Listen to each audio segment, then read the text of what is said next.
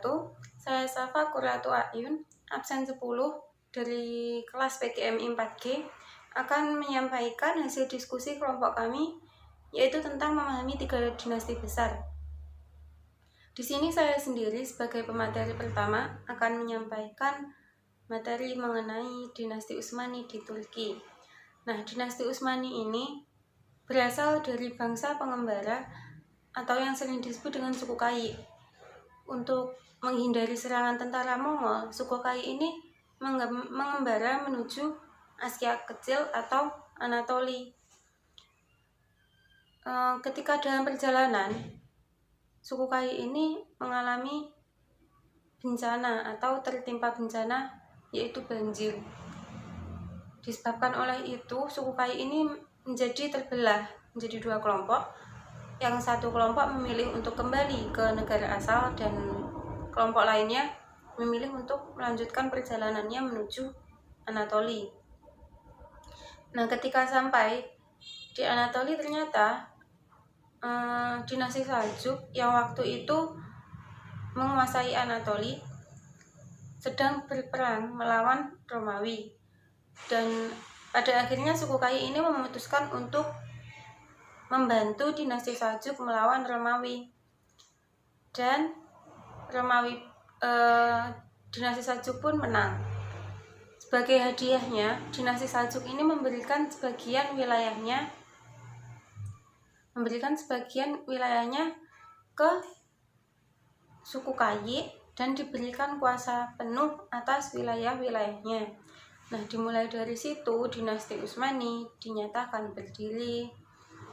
Lalu ketika dinasti Utsmani ini benar-benar kokoh berdiri, Utsman yang saat itu merupakan pimpinan dinasti Utsmani mulai memperluas wilayahnya, dan Utsman ini dibantu oleh anaknya Orkan yang mendirikan pasukan yang diberi nama Yenisari dan telah dapat menaklukkan Eropa. Lalu ketika masa pemerintahan Sultan Murad I, beliau dapat menaklukkan Baldak, Adrianople, Makedonia, Sofia, dan seluruh wilayah Yunani. Lalu pada masa pemerintahan Bayezid I, beliau ini dapat merebut benteng Philadelphia dan Gramania atau Iran. Dengan demikian, dinasti Utsmani ini secara bertahap mulai tumbuh menjadi kerajaan besar, dan puncaknya yaitu pada masa pemerintahan Sultan Muhammad II yang melakukan ekspansi besar-besaran menuju kota penting, yaitu Konstantinopel, yang lalu namanya ini diubah menjadi Istanbul oleh Sultan Muhammad II dan dijadikan ibu kota dari dinasti Utsmani. Beliau juga mengubah gereja besar di Istanbul ini menjadi masjid. Selanjutnya, pola pemerintahan dinasti Utsmani. Dinasti Utsmani ini menganut pola pemerintahan monarki atau turun-temurun, di mana pemimpin itu dipilih atau dilanjutkan oleh anak atau kerabat terdekat dari pemimpin saat itu. Nah, pemimpin pada dinasti Utsmani ini diberi gelar Sultan dan Khalifah. Sultan yang dibantu oleh mufti ini mengurusi keduniawian, sedangkan Khalifah ini mengurusi keagamaan. Meskipun dinasti Utsmani ini berkuasa cukup lama, namun tidak dapat disimpulkan bahwa peradabannya itu maju.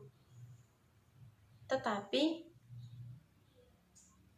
kemakmuran masyarakatnya itu lebih baik, lebih tinggi daripada wilayah yang dipimpin oleh kaum Kristen, seperti masyarakatnya yang berada di bawah kekuasaan dinasti Utsmani ini banyak mendapatkan hasil bumi maupun kemerdekaan untuk dirinya sendiri.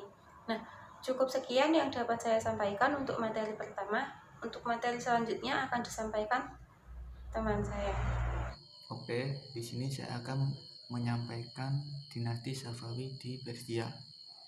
Dinasti Safawiyah merupakan kerajaan Islam di Persia yang cukup besar. Awalnya kerajaan Safawi berasal dari sebuah gerakan tarekat yang berdiri di Ardabil. Tarekat ini diberi nama Tarekat Safawiyah.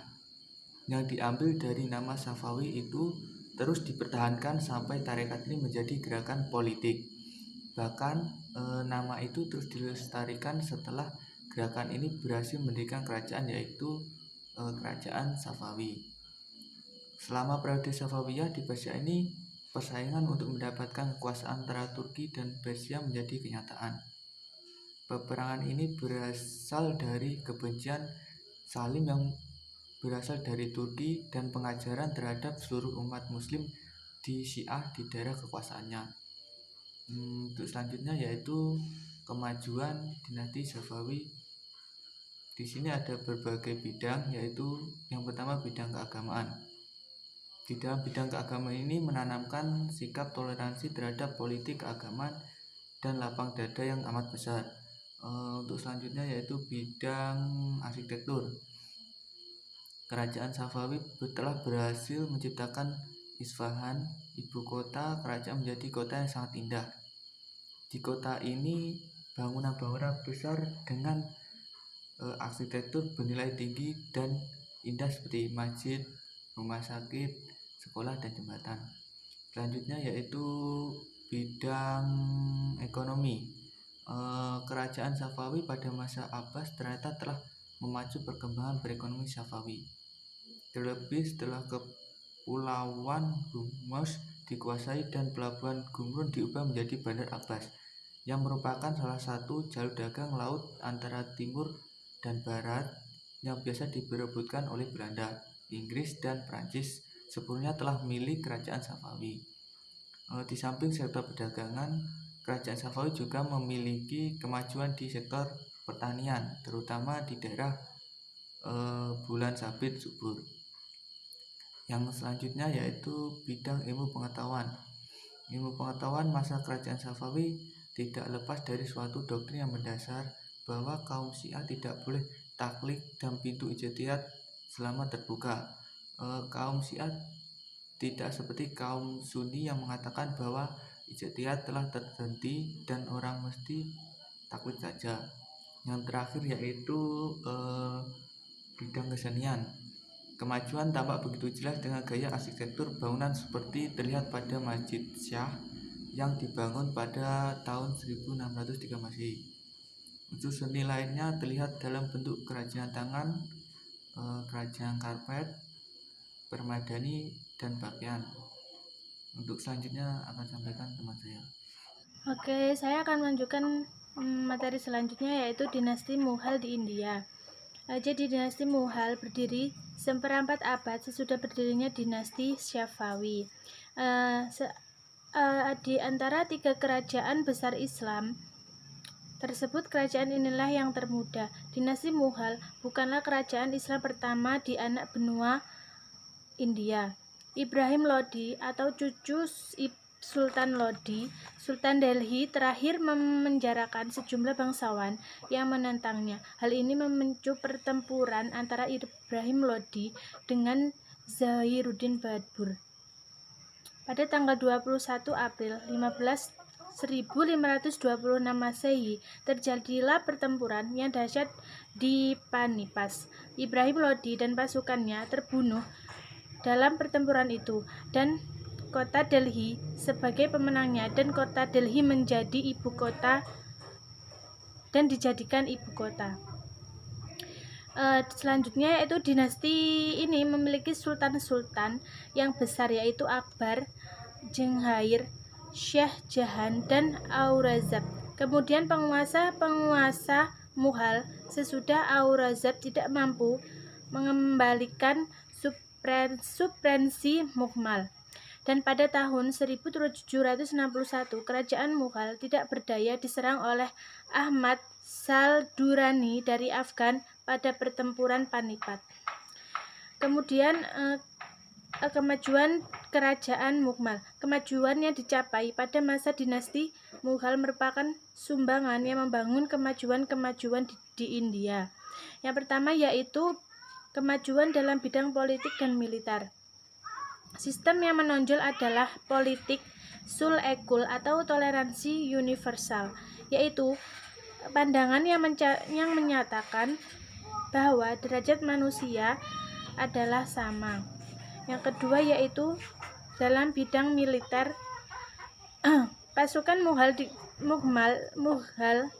dikenal dengan pasukan yang kuat.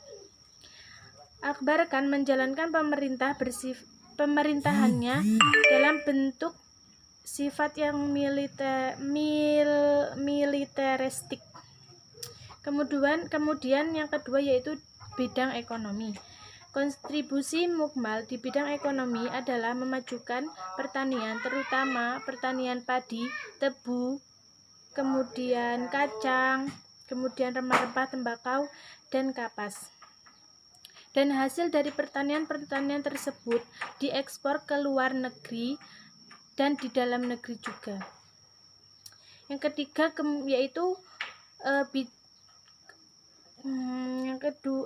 ketiga yaitu kemajuan dalam bidang seni dan arsitektur.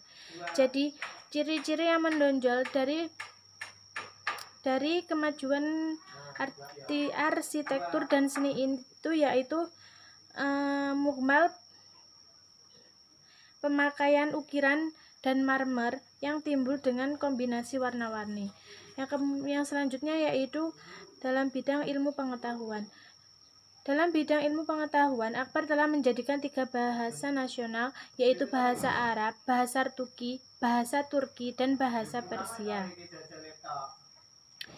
Bahasa Arab digunakan sebagai bahasa agama, kemudian bahasa Turki digunakan sebagai bahasa bangsawan, dan bahasa Persia ini digunakan sebagai bahasa istana.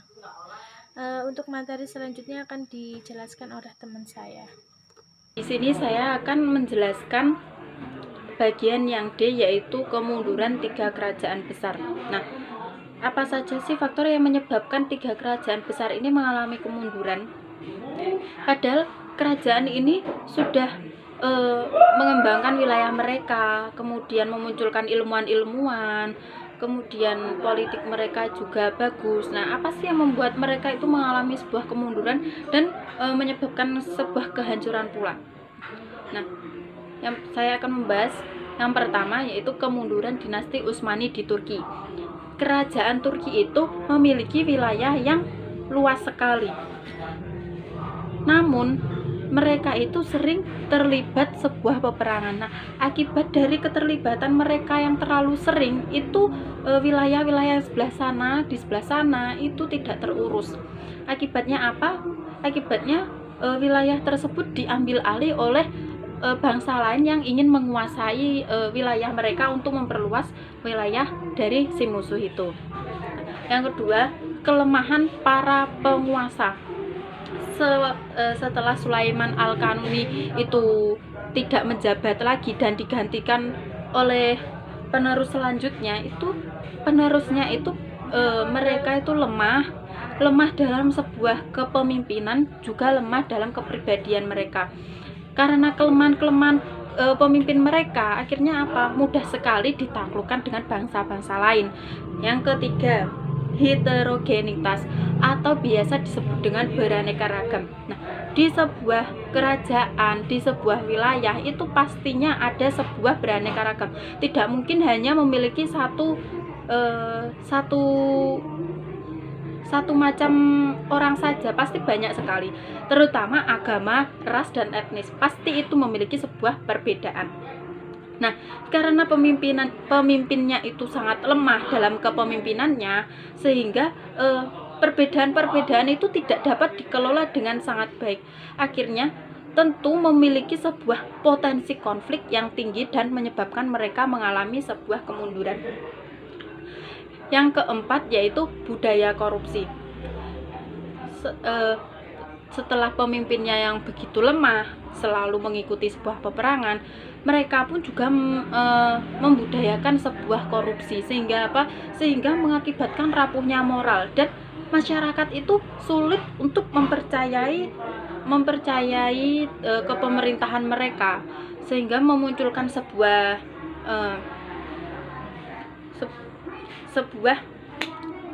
pemberontakan. Nah, akhirnya kemunduran dinasti pun terjadi. Nah, seperti itu. Yang selanjutnya yaitu kemunduran dinasti Syafawi di Persia. Nah, apa yang membuat mereka mengalami sebuah kemunduran? Yaitu yang pertama, setelah Abbas I pemerintahannya telah selesai, penggantinya itu melakukan sebuah penindasan terhadap ulama Sunni dan memaksakan ajaran Syiah kepada mereka, dan seterusnya. Maksudnya itu penguasa yang selanjutnya melakukan itu lagi dan lagi. Nah, yang paling parah itu pada saat Sultan Husain. Nah, Sultan Husain ini telah melakukan penganiayaan yang berlebihan terhadap ulama Sunni dan memaksakan dengan kekerasan pula ajaran Syiah kepada masyarakatnya.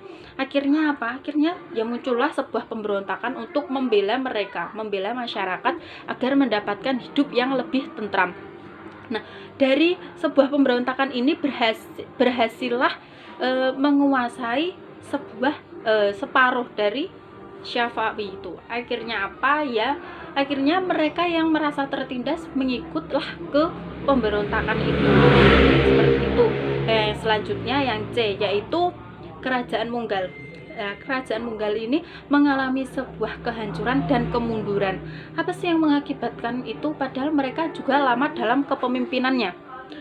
Nah, yang pertama yaitu terjadinya stagnasi dalam pembinaan kekuatan militer atau kemajuan pada tingkat yang sangat lama. Bisa disebut juga tidak mengalami sebuah peningkatan sama sekali atau mengalami sebuah kemajuan dalam kekuatan militer mereka, sehingga apa, polisi Inggris di wilayah pantai tidak dapat segera dipantau, dan akhirnya ya seperti itu, direbutlah oleh bangsa lain.